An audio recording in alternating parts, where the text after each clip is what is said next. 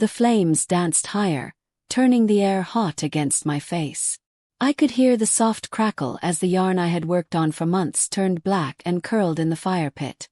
My fingers trembled, not from fear but from the rage boiling inside me. Across from me, Anna stood with her arms folded, her eyes glinting with something almost triumphant. She didn't just toss my blanket in. She had taken her time, letting me see every second as she pressed the match against it. "I told you," she said, her voice cold. "We don't want your old-fashioned things in our house." I could smell the wool burning, thick and bitter, and with each breath my chest felt tighter. That blanket had been made for my first grandchild, every stitch done with love, every color chosen carefully. I didn't answer her. Not because I had nothing to say but because my words at that moment would have been too dangerous. Instead I smiled. It was small, quiet, and enough to make her flinch for just a second. Because she didn't know it yet, but I was going to make her regret it. And when I was done, she would wish she had never touched that blanket. Before the fire went out, I had already decided exactly where I would begin. For most of my life, knitting had been my escape. Some women went shopping, some traveled. Me? I sat by my window, watching the street outside, with a ball of yarn in my lap and needles in my hands. I had knitted sweaters, scarves, socks, but never a baby blanket. Until I found out I was going to be a grandmother. When my son Michael told me Anna was pregnant, I felt my knees go weak. I hugged him so tight he laughed and said I was going to squeeze the baby out before it was born. I could already see it. Tiny fingers gripping my hand, chubby legs kicking under a soft, warm blanket made just for them. I spent days choosing the yarn. Not just any yarn, the soft kind that doesn't scratch, the kind that feels like a cloud when you touch it. The colors were cream and pale yellow, soft and calm, the kind that would look beautiful no matter if the baby was a boy or a girl. For months my routine was the same. Wake up, make tea and knit. Some days my hands ached so badly I had to stop, but I kept going. I imagined the baby wrapped up in it, sleeping peacefully. Thing is, Anna and I had never gotten along. From the first day Michael introduced her, I could see the way she looked at me, as if I was just a piece of furniture in Michael's life she would rather replace. But for my son's sake I tried. I smiled, I complimented her dresses. I even offered to help plan their wedding. She refused all of it. During her pregnancy, she made it clear she didn't want me interfering. I respected that. I didn't buy a crib. I didn't buy clothes. I didn't even ask to go to doctor's appointments. All I wanted to give was the blanket. One afternoon I decided to visit, blanket neatly folded in a box tied with ribbon. Michael was at work, but I thought I could surprise Anna. When she opened the door, her smile was thin. "What is it?" she asked, leaning on the frame. "I made something for the baby," I said, holding out the box. She didn't take it. Instead, she looked at it like I'd handed her a bag of garbage. "I told you before," she said. "We don't need old, homemade stuff. Everything for our baby will be new." Forced a laugh. "It is new, Anna. I just made it." She sighed, rolling her eyes. "Fine. Leave it inside. I'll look at it later." I set it gently on the couch and left, pretending her tone didn't sting. But that night, I couldn't shake the feeling she wouldn't even unwrap it. A week later I got my answer. Michael invited me over for a family lunch. The smell of roast chicken filled the air, and for a moment, it felt almost normal. But when I stepped into the backyard I froze. There in the fire pit was my blanket. And Anna, standing beside it, lighter in hand. The box was on the ground, ribbon ripped, and she was feeding the yarn into the flames bit by bit, watching it curl and vanish. When she saw me she smiled, the cruel kind. "I told you we don't want it," she said, as if burning it was the most natural thing in the world. Michael wasn't in sight. It was just her and me. My hands clenched at my sides. I wanted to grab the blanket out, but it was too late. Half of it was already black ash. The smell filled my nose, and my throat burned. I didn't speak. I didn't argue. I only stared. Because I knew, in that moment, the next move would be mine. But I also knew this. Revenge, to be satisfying, had to be slow. And she had just given me all the time in the world. The rest of that lunch was a blur. Michael came out of the kitchen smiling, holding a tray of drinks, completely unaware of what had happened just minutes earlier. Anna was already inside by then, acting like she had been helping set the table the whole time. I sat across from her, forcing a smile, my hands tight around my glass. Every time she laughed at something Michael said, I pictured the flames licking at the soft yellow yarn. Every time she reached over to place food on his plate, I imagined her smug smile as the blanket turned to ash. She thought she had won. She thought that because I didn't cause a scene, it meant I had accepted it. But inside me something had shifted. I wasn't going to shout. I wasn't going to cry. I was going to make her feel what I had felt. After lunch, I excused myself early, saying I had a headache. Michael hugged me and told me to rest. Anna just watched me go, her eyes sharp and knowing. At home, I pulled out my knitting bag. Not to start another blanket. No, that gift had been buried with the ashes in her backyard. I sat there in silence, my hands idle, my mind racing. What I needed was a plan. And to make a plan, I had to understand exactly who I was dealing with. Over the next week, I began to watch her, quietly, from a distance. I started small, asking Michael innocent questions. How's Anna doing? Is she keeping busy? Oh, she's great, he'd say. Been shopping a lot for the nursery. Very particular about what she wants. Could tell. Then I started visiting more often, unannounced. I would offer to help fold baby clothes or bring over food. She would never say yes, but I saw the way her eyes flickered when I looked around. That's when I noticed something. Anna liked control, over everything. The furniture, the food, the baby's things, even Michael's clothes. She had this need to make sure nothing happened without her permission. And there it was. Her weakness. Because people who need control, they break when you take it away from them. The more I paid attention, the more cracks I saw. One afternoon when Michael was at work, I stopped by with a basket of fruit. Anna didn't invite me in, but I could see through the door. She had a pile of shopping bags in the hallway. Expensive brands. You've been busy, I said, nodding at the bags. He smirked. Well, our baby deserves the best. I bit my tongue. Not yet. Instead, I started asking other people, Michael's friends, neighbors, even the cashier at the local store, about Anna. I learned she had a habit of returning things after using them once. I learned she bragged about getting people out of her way if they annoyed her. I even heard a rumor that she had pushed Michael to cut ties with an old friend because she didn't like the way the friend took his attention. Piece by piece, I was building the picture. And the more I knew, the clearer it became. She wasn't just cruel to me. She was manipulative to everyone. Still, revenge isn't built in a day. It's sewn together, one careful stitch at a time. My first move came one evening when Michael called to tell me Anna was having a small gathering with some of her friends. Just a few of her close ones, he said. She wants to show them the nursery. I smiled to myself. This was perfect. Because I had learned something important. Anna's biggest pride wasn't the baby itself, but the image of being the perfect mother-to-be. Her friends saw her as sophisticated, organized, in control. And I knew exactly how to ruin that image without her ever seeing me coming. I arrived that evening with a gift bag. Inside was something harmless on the outside, but designed to start a chain reaction. When Anna opened the door, her smile faltered. Oh, you're here. I heard it was a special night, I said sweetly, holding up the bag. Her friends glanced over, curious. She couldn't refuse me without looking rude, so she let me in. The nursery was spotless.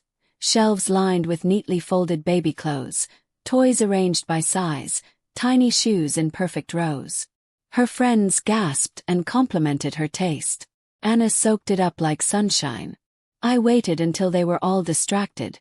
Then I slipped the little surprise into one of the drawers. It wasn't dangerous. It wasn't illegal. But it was enough to start undoing everything she had worked for. By the time she found it, it would already be too late. The call came 2 days later. It was Michael, his voice tense. Mom, did you give Anna something strange the other night? Kept my tone light. Strange. Well, just a little gift for the baby. There was a pause. Because she found a handmade rattle in one of the drawers. The handle was kind of old-looking. She said it looked used. I could almost picture Anna pacing, her face twisted in disgust. "Oh," I said, pretending to remember. "Yes, it was your father's. He had it as a baby. I thought it would be nice for the baby to have something from the family." Michael sighed. "Yeah. She didn't take it well. She said she doesn't want anything old in the nursery. She even, accused you of trying to make the place look cheap." "Is that what she told you?" I asked softly. "Well, I'm sorry she feels that way. You know I would never do anything to hurt you." He didn't respond right away. I knew he was caught in the middle. That was exactly where I wanted him and her to be. Because the thing about control is, it doesn't always fall apart with one big blow. Sometimes it unravels slowly, thread by thread, until it's just a mess in someone's hands. And I was going to keep pulling. Over the next few weeks, I visited more often. Always polite, always with something thoughtful for the baby. A vintage toy, a knitted hat, an embroidered bib. Every single time, I could see the way her jaw tightened. She couldn't refuse them without looking rude in front of Michael or anyone else. And if she threw them out, she'd always wonder if Michael might ask about them later. I was planting little seeds of discomfort in her perfect little garden. Then I turned my attention to her friends. At the next gathering, I didn't even need to do much. Just small comments here and there. "Oh, Anna must be exhausted keeping this place so perfect. She's such a perfectionist. I'm sure she has no time for herself. I'm sure the baby will appreciate all the effort, if they're not afraid to touch anything." Her friends laughed politely, but the message sank in. I could tell by the way they glanced around at the spotless nursery, as if suddenly unsure whether it felt welcoming or staged. The real turning point came when I caught Anna off guard one morning. Michael had called, asking if I could drop off a casserole since he was working late. When I arrived, Anna was on the phone, her voice low, sharp, and dripping with annoyance. "No, I told you already. I don't want your mother hanging around here. She keeps bringing that junk." I stayed by the door listening. "Yes, Michael, I know she means well. But she's trying to put her mark on everything, and this is my house. She doesn't get to decide what's best for the baby. I do." My fingers tightened around the casserole dish. She ended the call and turned around, only to find me standing there. For a moment her face froze. Then she smiled, pretending nothing had happened. "Oh, you're early." I smiled back, stepping inside. "Yes, I like to be early. That way, I can see things as they really are." She stiffened but said nothing. That's when I knew my slow burn approach was working. The cracks in her confidence were starting to show. But I wasn't even close to finished. 2 days later, I got the news I had been waiting for. Michael told me Anna had cancelled another one of her get-togethers. "She said she's not feeling well," he explained. "But, honestly, she's been really irritable lately. Snapping at people. Even her friends." I could hear the frustration in his voice. This was good. Very good. But I needed more. Something bigger. Something that would not just annoy her but make her completely lose control. In front of everyone who mattered to her. I already had the perfect idea. And it would happen at the baby shower. The baby shower was Anna's moment. She had been talking about it for months. The caterers, the color scheme, the Instagrammable backdrop for photos. Every detail was planned down to the exact placement of the pastel balloons. For her, this wasn't just a celebration of the baby. It was a performance. And she was the star. Which made it the perfect stage for her first real fall. I arrived early that day, wearing my calmest smile. Michael hugged me, happy I was there. Anna greeted me stiffly, though she tried to mask it in front of the other guests. "Oh, you're here," she said, her voice tight but polite. "There's a table over there for gifts." "Of course," I replied, walking past her. I placed my wrapped gift on the table and took my seat, sipping punch as guests began to arrive. The room was buzzing with chatter and laughter. Anna floated from group to group, beaming as people complimented the decorations. She looked untouchable. But that's the thing about looking untouchable. One wrong move and everyone sees the cracks. When it was time to open gifts, Anna made a little show of it. She sat in a cushioned chair, her friends gathered around, phones out, ready to post pictures of her perfect day. One by one, she opened the presents. Tiny designer outfits, expensive baby gadgets, hand-picked nursery decor. She smiled at each, thanking the giver in her practiced, gracious tone. Then she reached for mine. I could see the slight hesitation in her hand, like she was already bracing herself. She tore off the paper, lifted the lid, and froze. Inside was a beautiful, antique silver rattle. It gleamed in the light, intricate patterns carved into the handle. Gasps rippled through the guests. "It's gorgeous," one of her friends said. Anna forced a smile. "Oh, how thoughtful." I tilted my head. "It belonged to Michael when he was a baby. I had it cleaned and polished. It's been in the family for years." A couple of her friends murmured about how meaningful it was. I could see Anna's cheeks tighten as she struggled to keep her composure. Because I knew, and she knew, that deep down she hated it. She hated that the moment wasn't about her choice. She hated that she couldn't just toss it aside in front of everyone without looking ungrateful. And I wasn't done yet. The second gift, the one hidden underneath the tissue paper, was what really mattered. It was a small knitted baby blanket. Soft, delicate, pale yellow. The moment she saw it, I watched her throat tighten. Her fingers gripped the fabric just a little too hard. Everyone around her cooed over it, talking about how much love must have gone into making it. Anna smiled for the cameras, but her eyes locked on mine over the top of that blanket. Her smile didn't reach her eyes. And in that silent exchange, I told her exactly what I wanted her to hear. "I'm not going away." The rest of the shower passed without incident, at least on the surface. But I could feel her anger simmering under the polite smiles. And I knew something else. People had noticed. A few of her friends approached me after the party, asking about the blanket, about the rattle, about Michael as a baby. The story of the family heirloom spread around the room like a whisper. Anna couldn't compete with that kind of sentiment. Not without looking shallow. She didn't say goodbye to me when I left. She just stood there, jaw tight, watching me go. That night I got a text from Michael. "Mom, did you have to bring up the old blanket? Anna's upset. She says it's like you're trying to replace everything she's bought for the baby." I stared at my phone, smiling to myself. She was cracking. And cracks always get bigger. But the real break, that would come soon. Because the next time I saw her, she wasn't going to be able to hide behind smiles at all. It happened faster than I expected.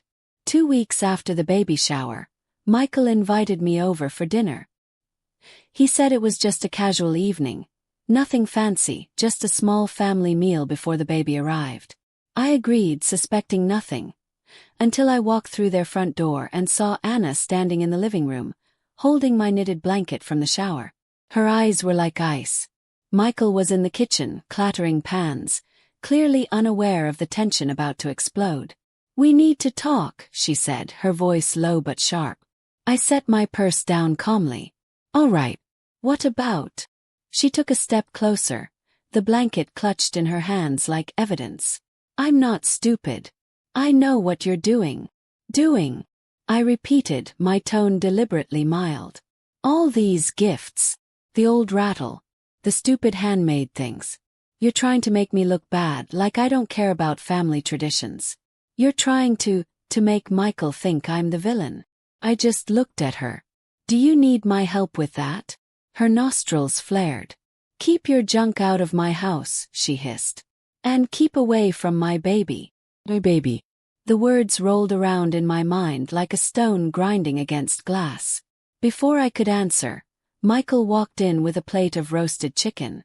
"What's going on?" he asked, looking between us.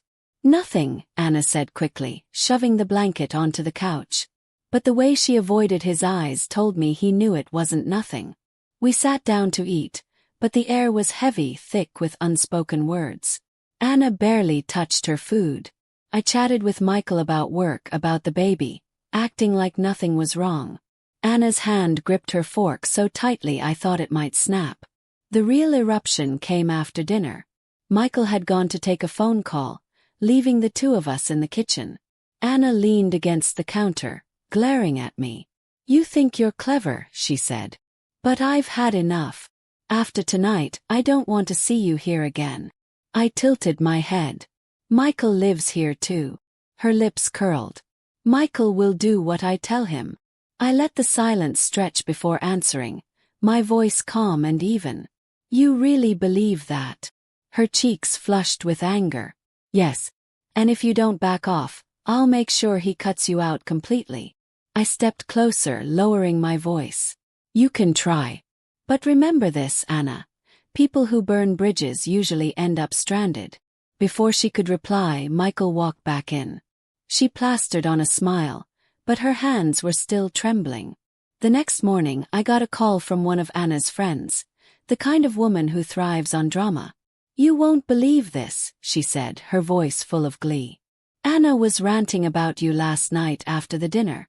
She was furious, saying you're manipulative, that you're trying to own the baby. But, a few of us started wondering if maybe she's the one being controlling." I thanked her for letting me know, hiding my satisfaction. It was spreading. The picture of perfect Anna was starting to blur in the eyes of her friends. Still, I needed something bigger. Something that would destroy her perfect facade in front of the one person whose opinion she valued most, Michael. And I didn't have to wait long. Because 2 days later, she gave me the perfect opportunity. By inviting me over herself. When Anna called, her voice was unusually sweet. "We're having a little get-together this weekend," she said. "Close friends and family only. You should come." Every instinct told me she wasn't inviting me out of kindness. This was bait. "Of course," I said, keeping my voice warm. "I'd be happy to." I hung up and thought about it. Anna was smart. She wouldn't risk an open fight with me in front of Michael unless she thought she could come out looking innocent, which meant she had something planned. Fine. Let her think she was leading me into a trap. I'd just make sure she fell into her own. When I arrived that Saturday, the house was full of people. The chatter of voices mixed with the smell of expensive catering. Michael greeted me with a hug. Anna smiled for the crowd but didn't hug me.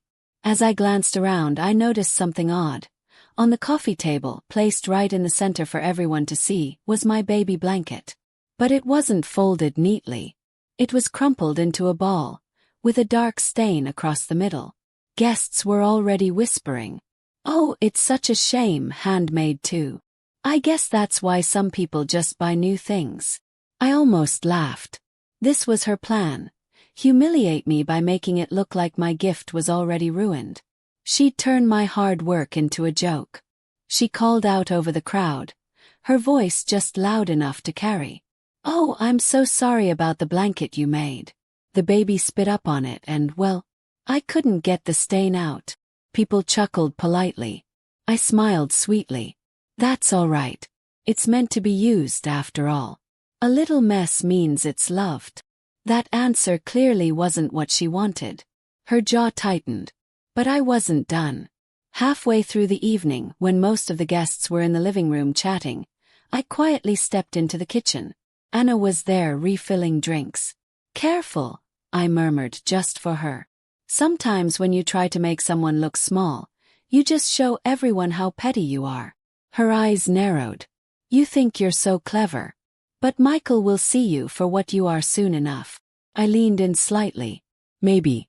Or maybe he'll start seeing you for what you are." Before she could reply, one of her friends walked in, the same gossip-loving friend who'd called me before. We both straightened and smiled, pretending everything was fine. But the damage was done. I had planted the seed. And with Anna's temper, I knew it wouldn't take long for her to water it herself. The explosion came sooner than expected. Later that night, Michael asked me to help in the kitchen. Anna was there too. We were almost finished when she suddenly snapped. "You're not helping," she hissed at me under her breath. You're just trying to make me look bad again. Michael froze. Anna, what are you talking about? She's manipulative. Anna's voice rose, sharp and trembling. She's been bringing all these old things, trying to push her way into my space, into my baby's life. She's doing it on purpose. The room went silent. Guests in the living room turned to look toward the kitchen. Michael's brows furrowed. Anna, you're overreacting. I'm not, she cut him off. If you don't set boundaries with her, I will. The entire house had gone still. Her friends, her relatives, all of them were watching. And in that moment, Anna realized what she'd done. She'd lost control. Michael's face was unreadable, but his tone was firm. We'll talk about this later, he said quietly. In private. Anna's cheeks flushed crimson. She turned away, pretending to busy herself with the dishes, but everyone had already seen. The whispers started almost immediately. I didn't have to say a word. She'd done all the damage herself. That night as I drove home, I knew she'd be furious. And desperate people make mistakes. I just had to wait for hers. And when it came, it would be the moment I finished what she started. The moment I took away everything she thought she controlled. The mistake came 3 days later. Michael called me, his voice low and tired. Mom, I don't know what's going on with Anna. She's been picking fights non-stop since the party. Last night she accused me of taking your side over hers.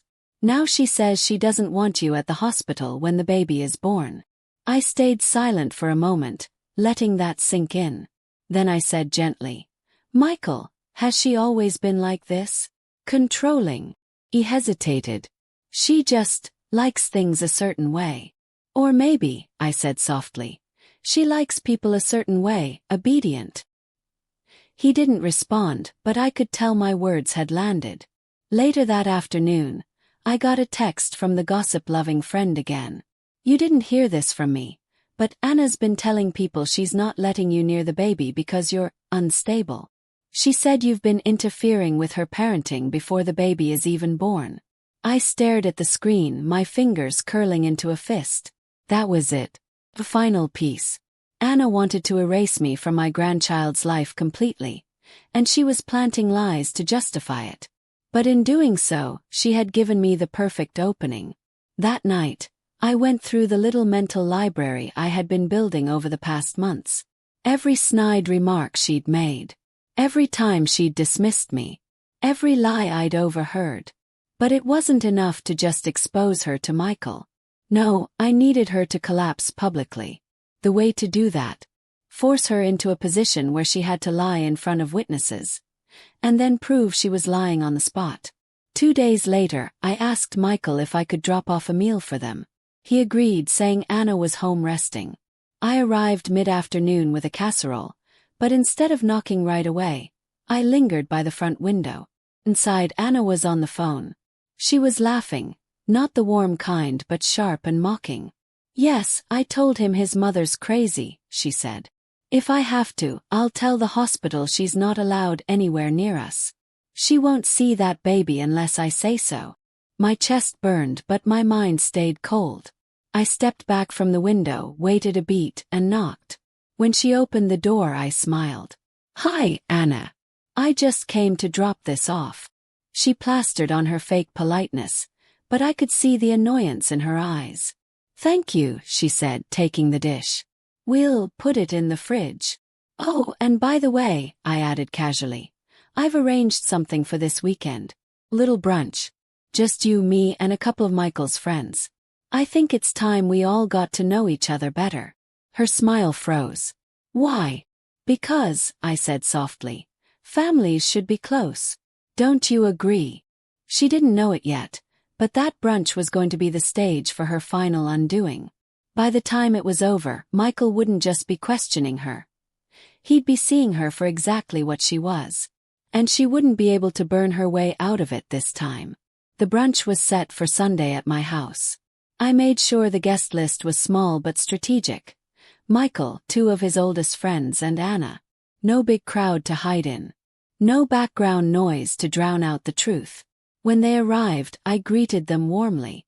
Michael's friends were all smiles, happy to see me. Anna stepped in last, her smile polite but tight, scanning the room like she was looking for traps. She didn't realize she was already in one. We sat around the table, the smell of fresh coffee and pastries filling the air. First, the conversation was light. I asked about the nursery, the due date, the names they were considering. Then I said, "Anna, I heard something interesting the other day. Someone told me you'd said I wasn't stable enough to be around the baby. That's not true, is it?" The room went still. Michael's eyes shot to her. His friends glanced at each other. Anna gave a little laugh, shaking her head. "Of course not. Why would I say that?" I leaned back, keeping my voice calm. "I'm glad to hear that because I actually recorded something yesterday when I came to drop off food. I thought maybe I misheard it." Her smile faltered. I took my phone from my pocket, pressed play, and let her own voice fill the room. "Yes, I told him his mother's crazy. She won't see that baby unless I say so." The words hung in the air like smoke. Michael's face went pale, his jaw tight. "Anna, what is that?" She stammered. That's not, I was joking." "It doesn't sound like a joke," one of Michael's friends said quietly. Anna's hands trembled on the table. "She's twisting everything. She's been trying to turn you against me for months." Michael stood, his voice low but shaking with anger. "No, Anna. You've been trying to cut my mother out. You burned the first blanket she made. You've been picking fights, and now you're lying to me in front of everyone." Anna's eyes darted between us, but no one was on her side. She pushed back her chair. "I don't have to sit here and be attacked." "Then don't," Michael said. She stormed out, slamming the door behind her. The sound echoed in the silence she left behind. Michael sat back down slowly, rubbing his temples. "Mom. Sorry. I should have seen it sooner." I reached across the table, resting my hand over his. "You see it now. That's what matters." The friends quietly excused themselves after that, sensing the moment was ours to finish. In the weeks that followed, things changed. Anna stayed with her parents for space. Michael and I grew closer again, working together to prepare for the baby's arrival. When my grandchild was born, I was there, in the hospital room, holding that tiny new life in my arms, wrapped in a soft yellow blanket I had made just for them. This time no one took it from me. And as I watched the baby sleep, I realized my revenge had never been about making Anna suffer for the sake of it. It had been about protecting my place in my grandchild's life, about making sure love, not control, had the final word. Anna had tried to burn me out of the picture, but all she'd done was set fire to her own.